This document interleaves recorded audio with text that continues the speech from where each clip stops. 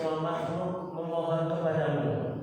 Lam yalid wa lam yulad, engkau adalah zat tidak beranak dan tidak pula diperanakan. Lam wa lam yakul lahu kufuwan ahad, engkau adalah zat yang tiada seorang makhluk setara denganmu.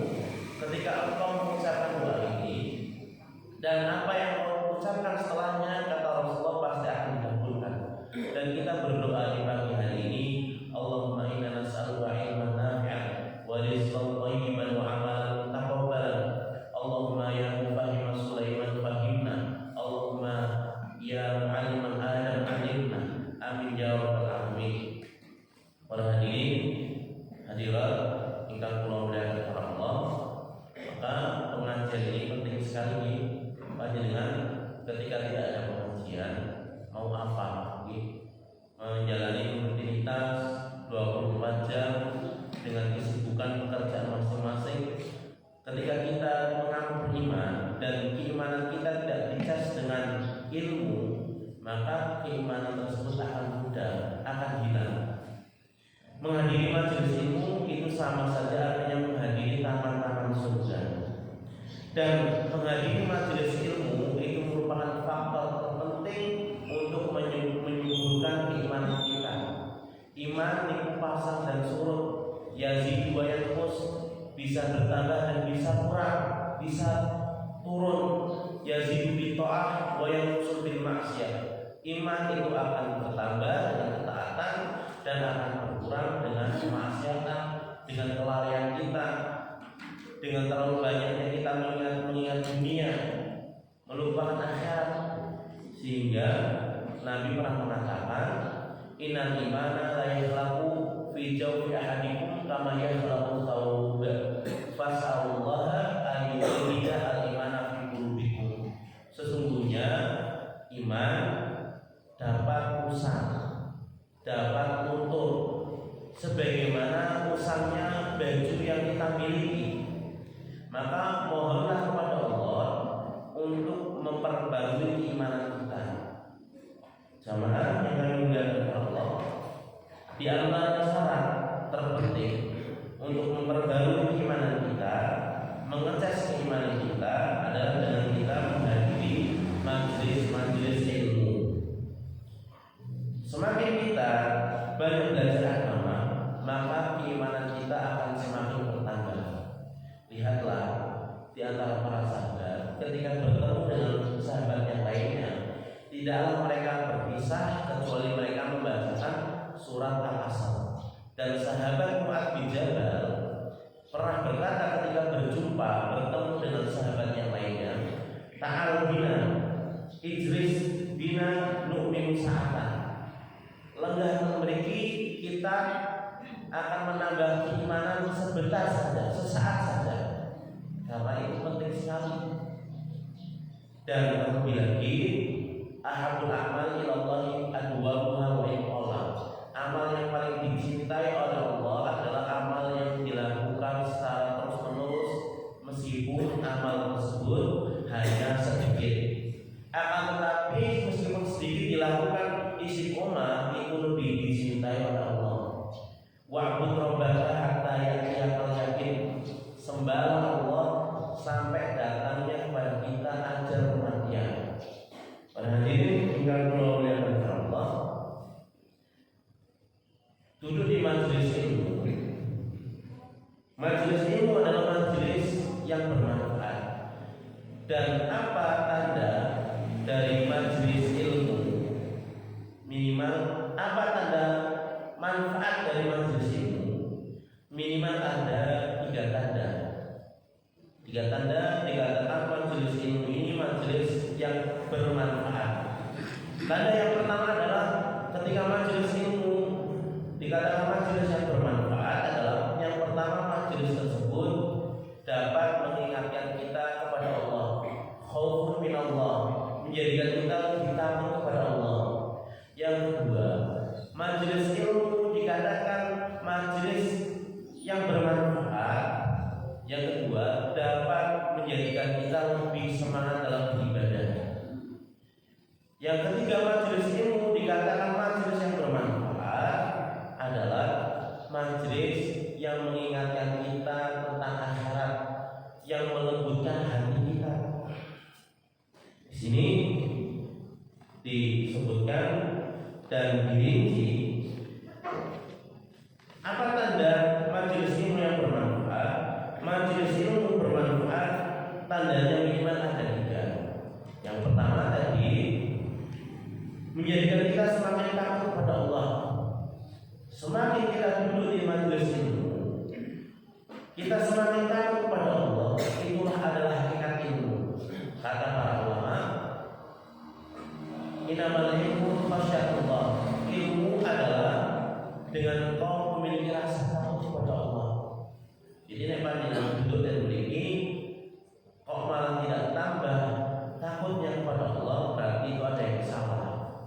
Yang salah mungkin bisa jadi niat kita di dalam bermajelis ilmu, niatnya bukan karena Allah.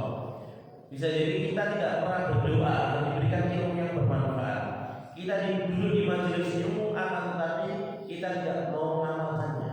Berarti kita tidak malah lebih takut kepada Allah. Maka bermuhasabah pada diri, introspeksilah diri kita.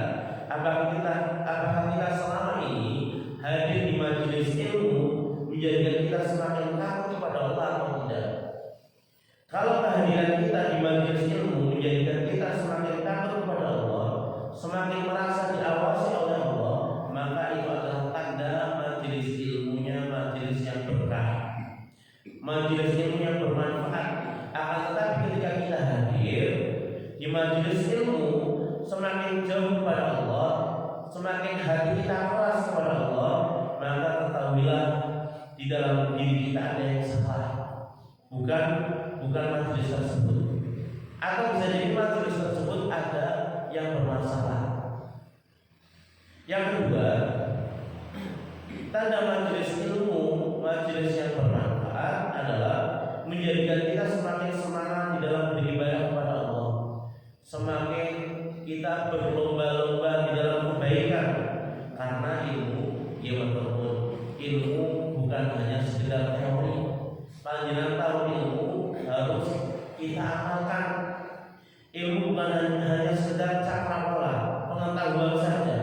Ilmu sesungguhnya adalah ilmu yang menjadikan kita lebih dekat kepada Allah, yang menjadikan kita lebih bertakwa kepada Allah. Itu adalah tujuan daripada ilmu. Maka koreksilah diri kita.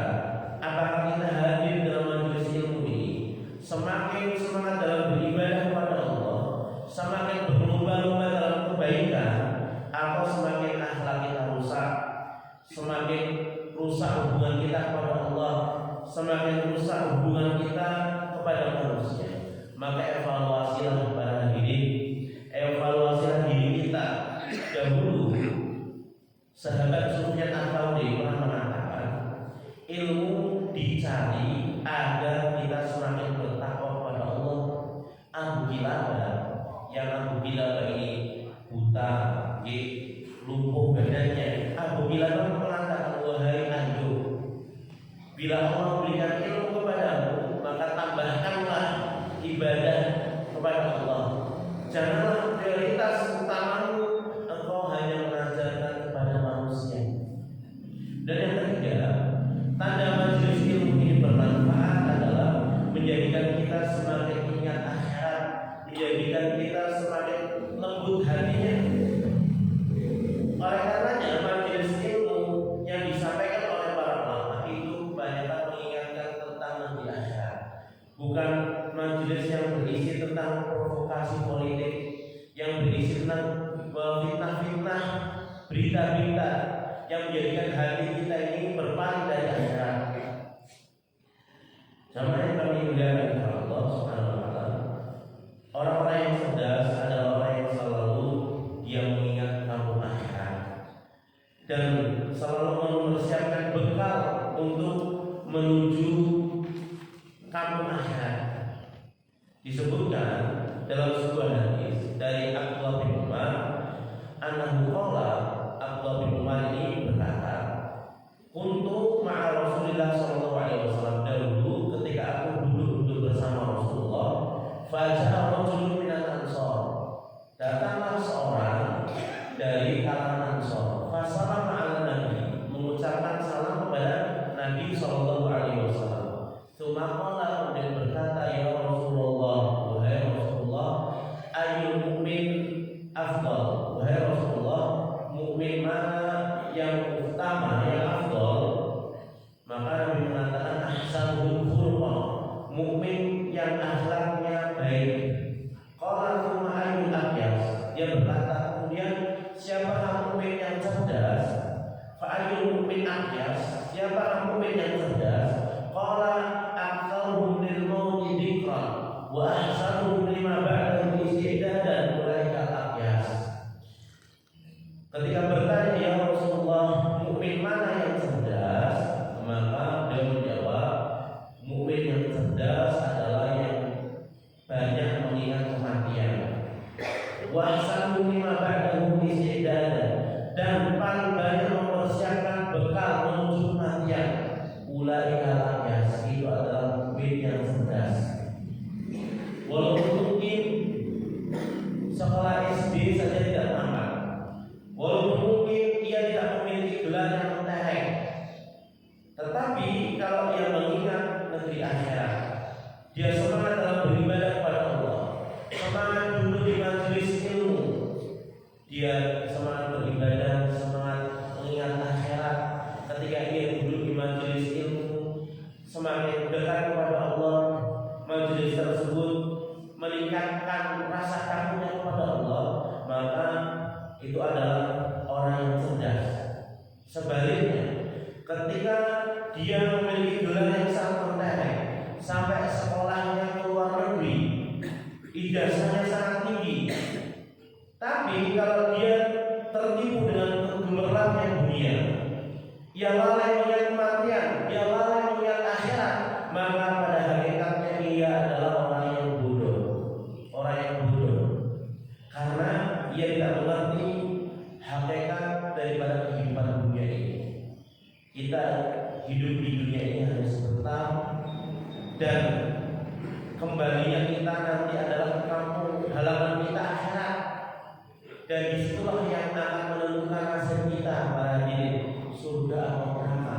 Nah, makanya persiapkanlah dengan baik ketika kita hidup di dunia ini. Sama yang kami bilang kepada Allah, pada kesempatan yang berbahagia ini, kita kembali lagi meneruskan pembahasan kita terkait dengan tafsir. Kita sedang membahas pada surat Al-Insan. Pada pertemuan yang lalu alhamdulillah selesai surat Al-Qiyamah. Sekarang kita sampai surat Al-Insan.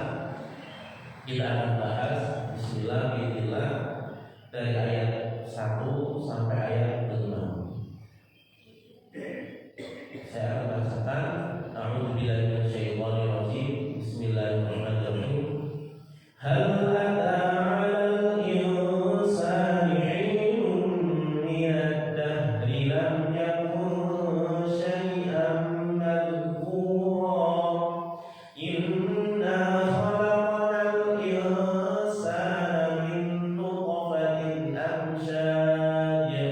amsyajin nabtalihi faj'alnahu sami'an basira. Inna hadaynahu as-sabila imma syakiran wa imma kafura.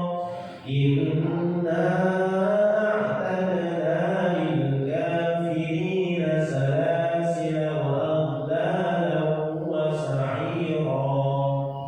Innal abrara yashrabuna min ka'sin kana mizajuha zanjabila.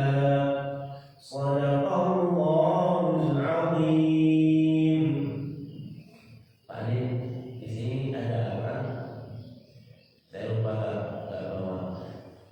Kafuro.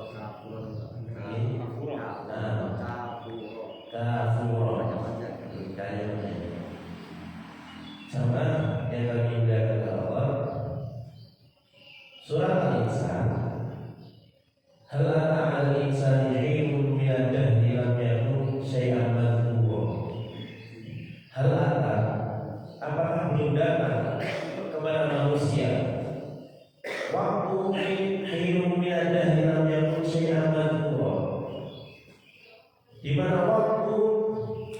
yang manusia ini tidak disebutkan, artinya apakah belum datang sesuatu yang manusia ini belum diciptakan. Surat Al-Insan dinamakan Al-Insan karena memang awal penyebutan kalimat di dalam surat ini Al-Insan. Dan ada yang mengatakan surat Ad-Dahr yang artinya waktu. Dan kebanyakan mayoritas para ulama di mushaf Al-Quran yang kita miliki dikatakan surat Al-Insan, namanya surat manusia. Dan penamaan manusia di dalam bahasa Arab, di dalam Al-Quran khususnya itu ada 3 penamaan. Yang pertama ada yang dinamakan Al-Bashar, ada yang dinamakan An-Nasu, manusia, dan ada yang dinamakan Al-Insan, manusia berarti. Dan Al-Insan itu meliputi dari unsur jasmani dan rohani, dan pula meliputi karakter yang dimilikinya. Hal ata 'alal insani, hal artinya apakah, ata telah datang, apakah telah datang kepada manusia 'alal insani hinun minad dahri, sebuah waktu yang dimana waktu tersebut lam yakun syai'an madhkura, manusia ini tidak disebutkan, merupakan sesuatu yang tidak disebutkan atau belum diciptakan. Proses penciptaan manusia di sini disebutkan nutfah. Proses penciptaan manusia dalam surat Al-Insan ini disebutkan manusia diciptakan daripada nutfah, air sperma. Bukan proses seperti yang dialami awal manusia diciptakan, yaitu Nabi Adam. Nabi Adam alaihissalam diciptakan dari turab, dari tanah. Pertanyaan ini, hal apakah belum datang kepada manusia waktu di mana manusia ini lam yakun syai'an madhkura, merupakan sesuatu yang tidak disebutkan, atau manusia ini sesuatu yang belum diciptakan. Di sini pertanyaan tidak untuk dijawab, pertanyaan untuk litaklir, untuk menguatkan, kok bisa manusia diciptakan dari lima imahin, dari air yang hina, dari situ dia menjadi penentang Allah.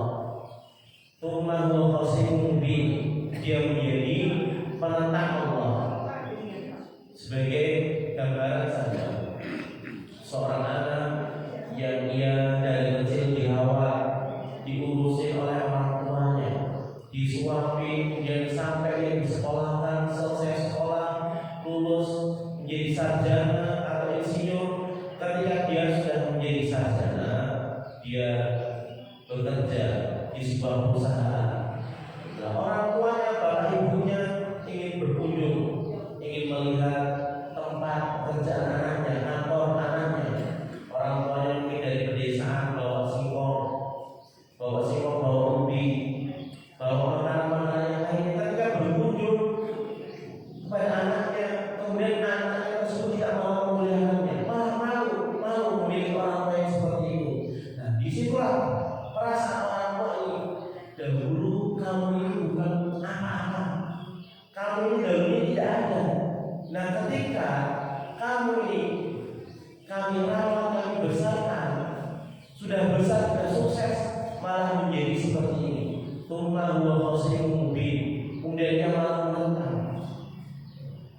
Dan pertanyaan Allah ini, para jemaah, pertanyaan yang membangkitkan kesadaran kita, yang menolong kita, yang menambah kita. Karena pertanyaan seperti ini adalah pertanyaan ketika kita memilikinya dan ketika kita merenungkannya, perkataan yang menjadikan kita ini sadar sama. Kenapa kok kita ini tidak mau taat kepada Allah? Kenapa kok kita ini menjadi manusia yang suka bermaksiat kepada Allah? Seharusnya kita ini sudah cukup, ya Allah, pulau ini dari taat.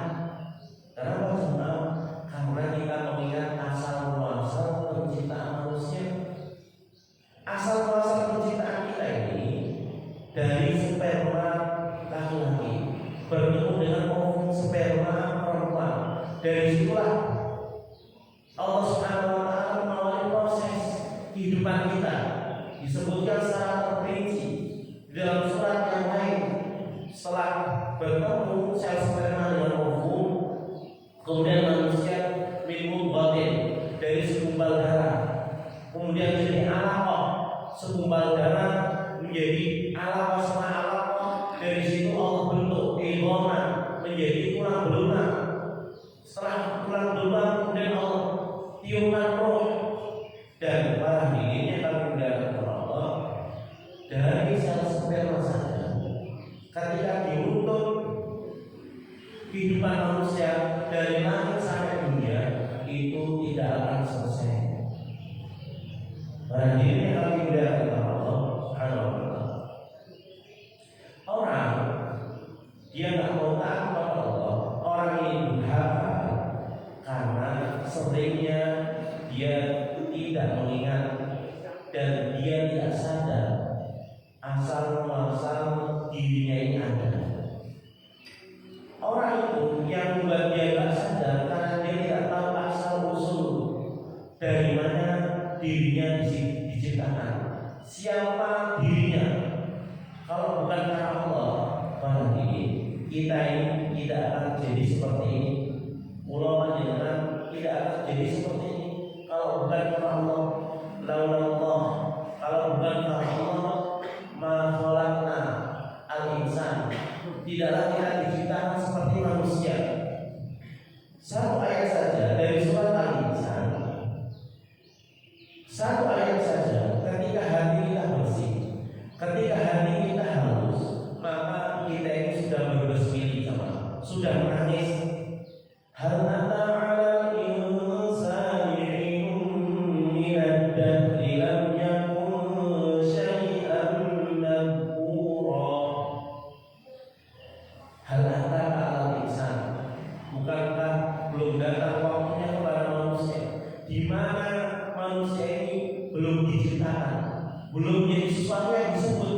Ketika kita melihat dalam-dalam dan mentadabburi ayat ini, belumkah datang kepada manusia waktu di mana dia ini belum diciptakan, panjenengan dua ini belum disebut, belum dikatakan namanya Afifi, belum dikatakan namanya Mas Andi misalnya.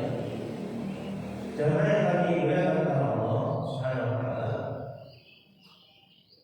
inna khalaqnal insana, sesungguhnya kami menciptakan al-insan, manusia. Inna, sesungguhnya, khalaqna, kami di sini mengisyaratkan Allah sendiri yang menciptakannya. Al-insan, kami menciptakan manusia min nutfatin amsyad, dari air mani amsyadin yang terpancarkan. Amsyad itu merupakan jamak satu sperma. Amsyadin seharusnya masijin, tetapi disebutnya jamak. Kalau dalam bahasa Arab itu kan ketika kalimat disebutkan tunggal, tentunya biasanya tunggal. Saya memiliki satu peci misalnya. Ini wahidul kolan suam. Nah di sini min nutfatin, dari satu sperma amsyadin, yang amsyad itu adalah yang terpancar, jamak sama.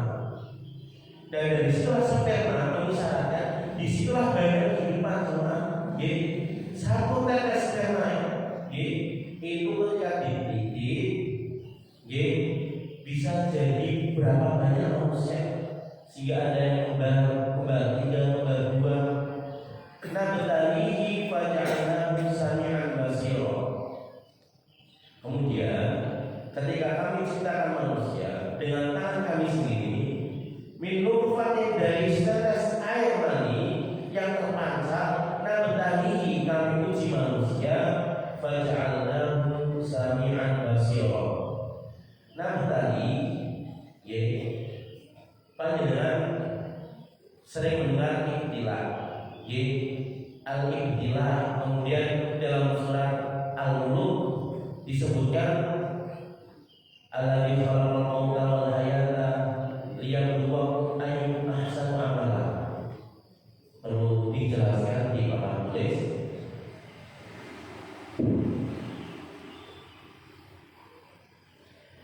biar kita paham sama.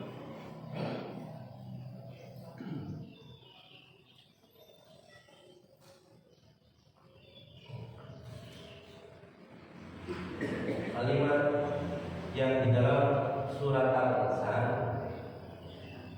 nabtali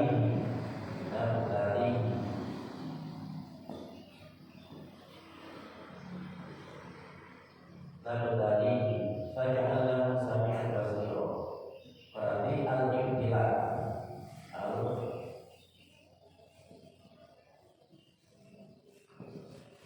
al-ibtila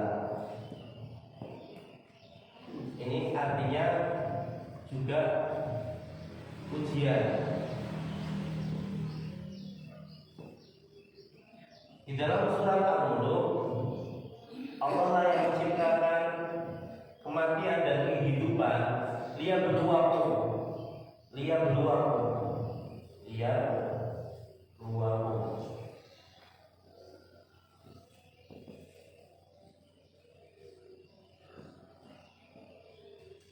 Dia berduaku ayyuhum ahsanu amalan.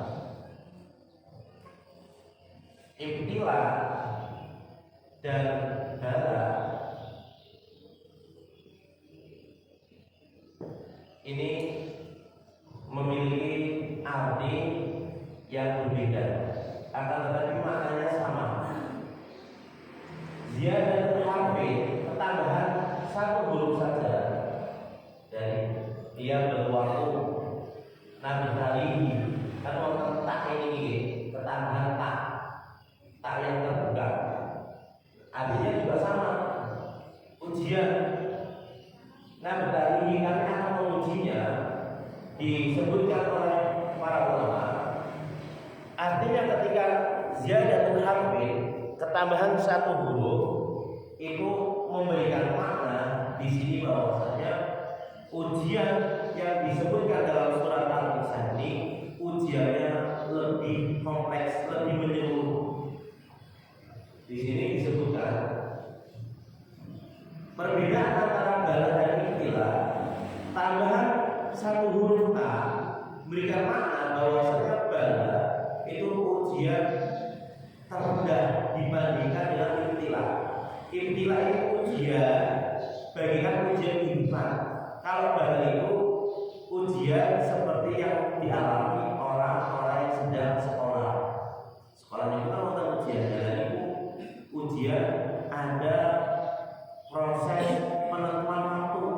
Adapun nabi tadi yang disebutkan dalam surat Al-Insan ini al-ibtila, ujian menyeluruh jamaah yang lebih dalam sejak awal diciptakannya manusia sampai manusia akan meninggal, itu pasti ada ujiannya. Sehingga disebutkan di dalam perkataan para ulama, artinya dalam ibtila, dunia itu adalah tempatnya ujian. Dunia dalam ibtila, dan disebutkan di dalam surat Al-Hadid, ya'lamu annamal hayat dunya la'ibun wa lahun wa zinatun wa tafakhurun bainakum wa takathurun fil amwali wal aulad. Ketahuilah oleh kalian, ilmuilah oleh kita bahwasanya kehidupan dunia ini la'ibun wa lahun, senda gurau, wa zinatun, kehidupan dunia ini sebuah perhiasan, wa tafakhurun bainakum, yang di antara kita ini saling menyombongkan diri dengan wa takathurun fil amwali wal aulad, sombong dengan banyaknya amwal harta, sombong dengan banyaknya anak-anak.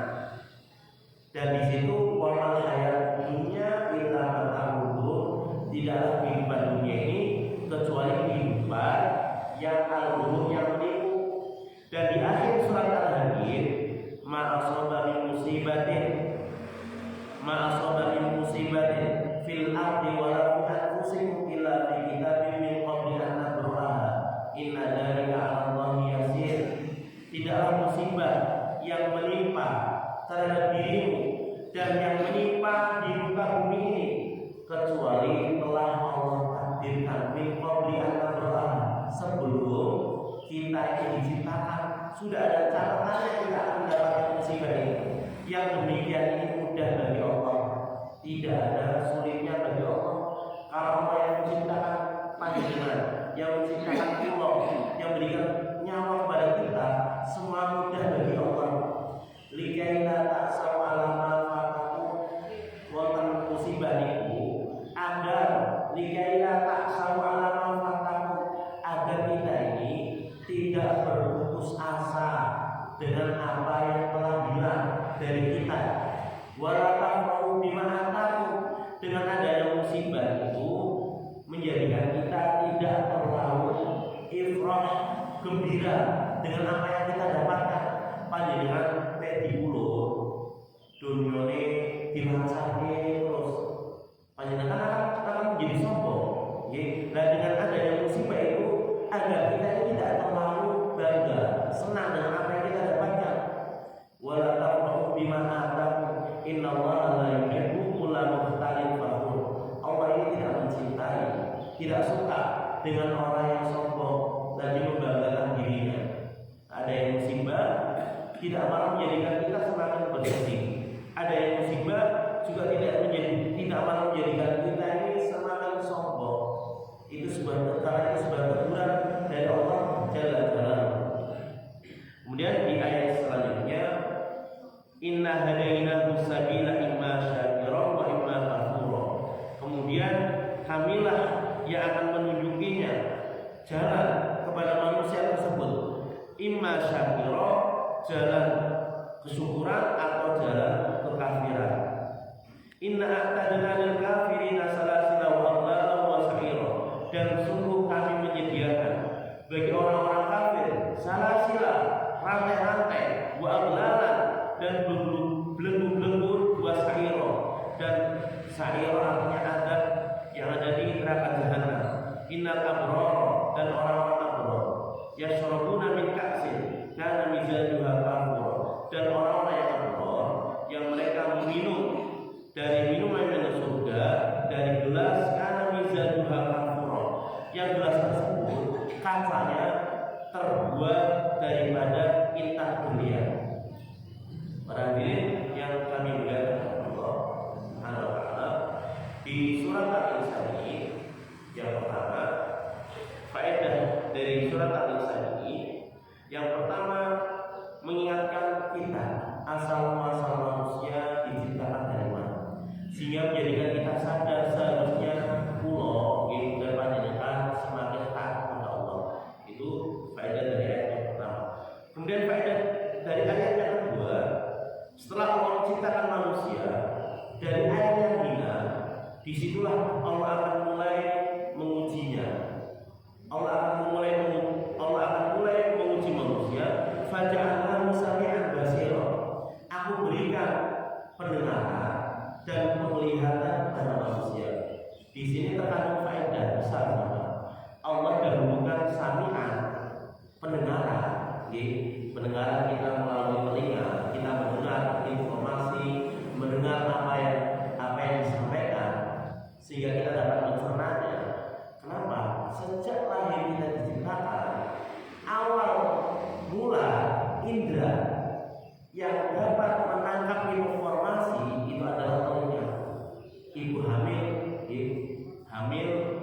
anak yang dikandungnya, janin pertama kali dapat menggerak-gerakkan atau dapat merespon tubuhnya karena mendengar. Disetelkan musik atau disetelkan Al-Quran, yang merespon sama. Sehingga di sini Allah katakan waja'alnahu sami'an, kami jadikan manusia ini mendengar. Dan rupanya itulah fungsi indera kita pertama kalinya. Kita ketika kita mendengar, barulah ketika kita lahir basiro, kita dapat melihat. Dan ketika bayi ditandai dapat melihat adalah ketika bayi menangis sampai meneteskan air mata. Dari situlah awal mula manusia bisa mulai melihat dunia yang penuh dengan keindahan ini. Pada diri yang kami muliakan Allah.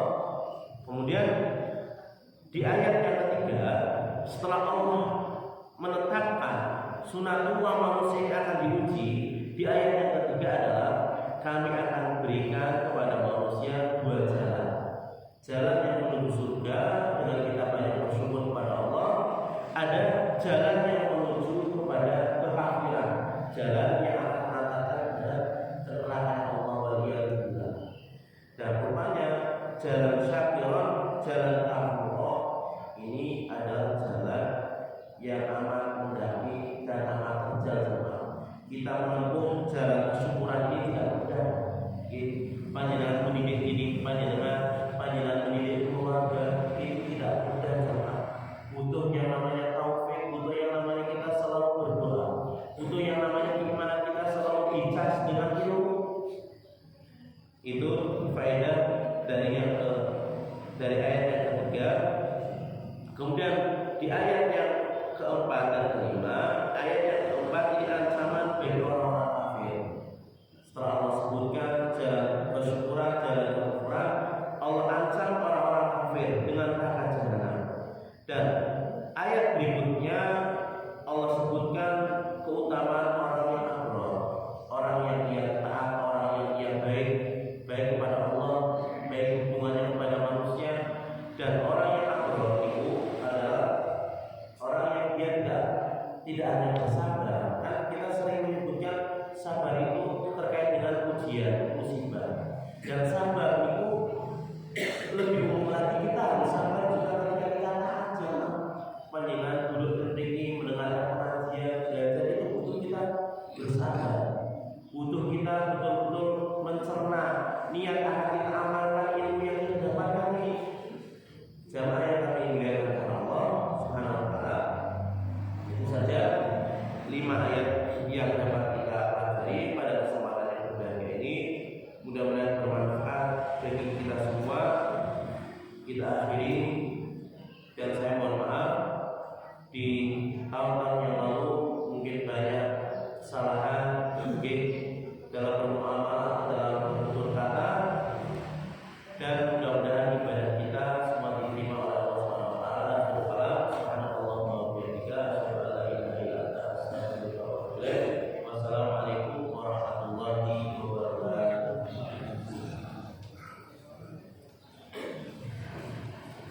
Kita ucapkan terima kasih kepada Ustaz Fitri yang menyampaikan orang tentang awal surah Al-Insan. Terus sekalian,